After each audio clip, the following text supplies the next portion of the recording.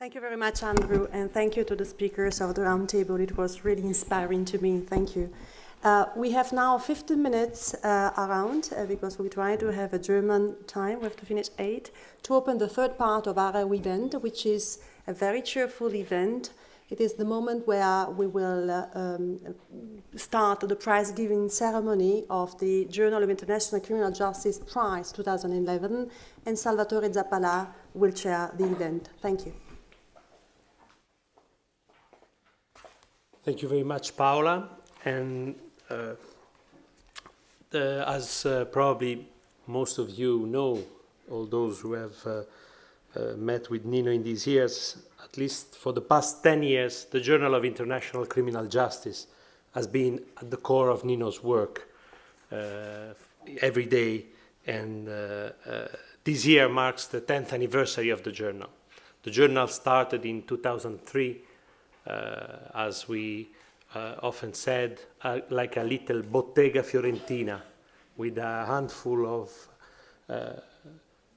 students following the great maestro and trying to do what he asked us to do, and trying to every day improve this journal as much as we could. After having given a major contribution to the establishment of international criminal law, working in the institutions, making international criminal justice a reality, Nino realized that it was necessary also to create a proper and deeper culture of international criminal law.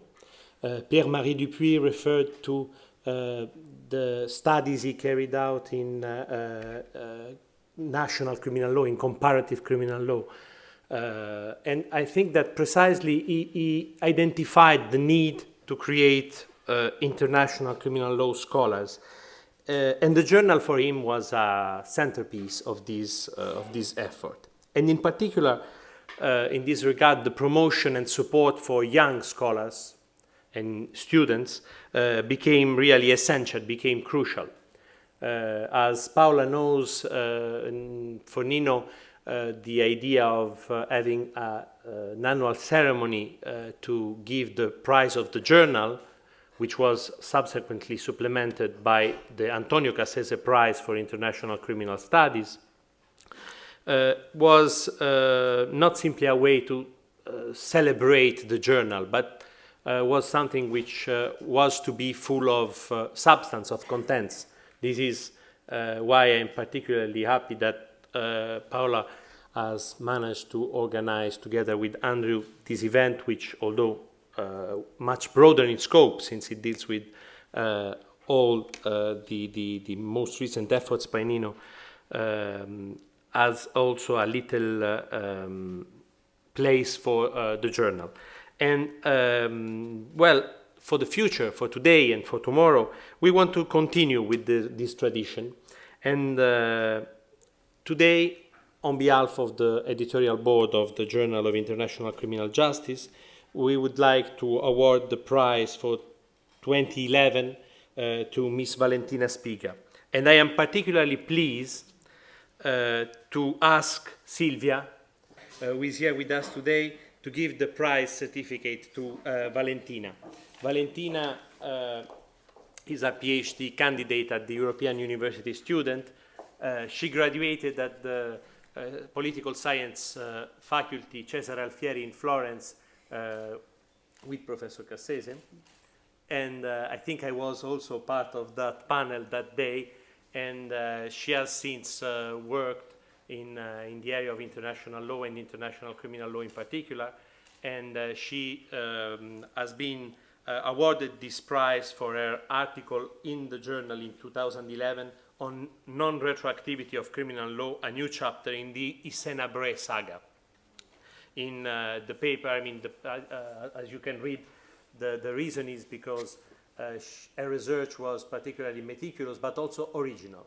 Something which Nino has always tried to teach us is to try to support and help and recognize ideas wherever they are and promote them.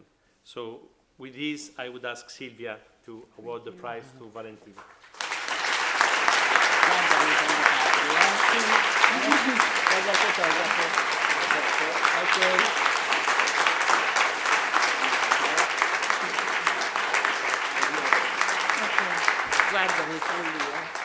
Thank you very much, Professor Zappalà. Thank you very much, Sylvia. Good evening, everyone.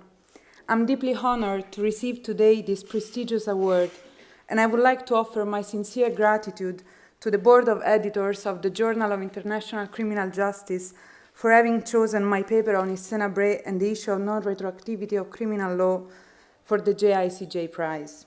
This award is a major honor for me, but much more importantly, I believe that it is part of a growing recognition of the urgent need to ensure criminal accountability of perpetrators of international crimes. The decision of the Court of Justice of the Economic Community of West African States in the Habré case, on which I commented in my paper, is a jarring note in this emerging trend. The ECOWAS Court held that Senegal would violate the principle of non-retroactivity of criminal law which in applying its recently enacted legislation, which incorporates international crimes into its penal code, if it were to prosecute crimes allegedly committed by Habré almost 20 years before, including torture and crimes against humanity. This decision is problematic in many aspects. I will briefly focus on one, which I believe may have potentially an impact on the prosecution of international crimes at the domestic level, as well as on further litigation before the International Court of Justice in the Belgium versus Senegal case. This is the relationship between the principle of non-retroactivity and the domestic legislation incorporating international crimes. It is generally agreed that the principle of non-retroactivity requires that law, either domestic or international, criminalize the acts in question at the time of their commission. The rationale is clearly that of putting on notice the perpetrator that his or her action constitutes a crime. No reference is made, however, to the time of the criminal prosecution. The main question then is, can a state prosecute an individual for an act which, although criminal according to international law or to general principles of law, was not contemplated by national legislation? In this paper, I observed that legal practice, as well as common sense, suggests that when a conduct is already criminalized under international law, domestic legislation incorporating those crimes as a mere jurisdictional function. In other words, the incorporating legislation is only a tool which enables the state to apply the relevant rule of international law criminalizing the conduct. Therefore, the date of the adoption of the incorporating legislation is not relevant to the criminalization of the conduct itself. In this sense, the incorporating legislation does not raise issues of foreseeability, because the alleged perpetrator should have been aware of the international prohibition. The decision of the ECOWAS Court, despite being, as I said, a jarring note, may potentially have important implications, also with respect to Belgium's case before the ICJ. Senegal argued that the ECOWAS decision precludes it from trying Habré before its domestic courts.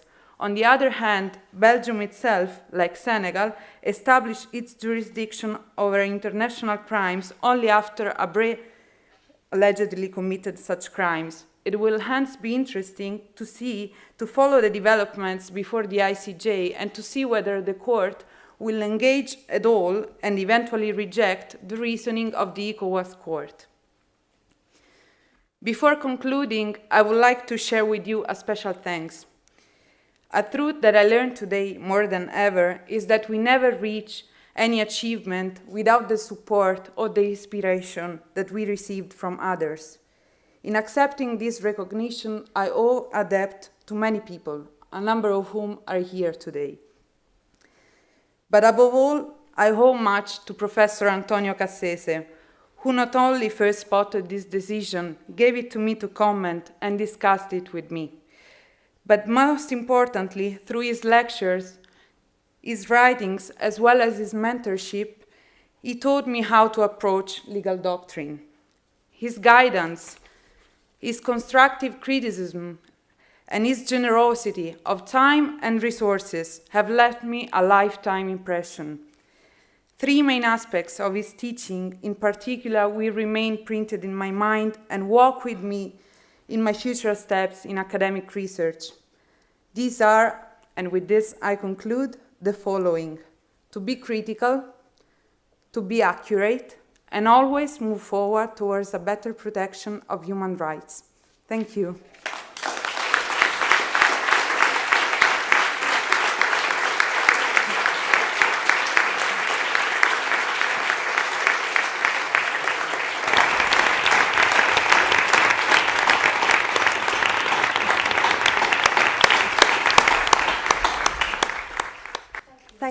Thank you, Valentina. And to conclude, I would like just to quote something that Nino has used in his one of the last books. He has published 3 books in 2 months. It has been published in Italian, and the title is L'esperienza del male. I hope that it will be translated soon in English. This is an invitation for OUP, which is here. In this book, which is in a form of an interview, where there are 4, it deals with many issues, also personal issues, and he concludes this book by quoting the last sentence of the Nelson Mandela biography, and I want to share it with you. With freedom comes responsibilities, and they dare not linger, for my long walk is not ended. We will continue to follow him. We will continue to walk the road he has paved. Thank you.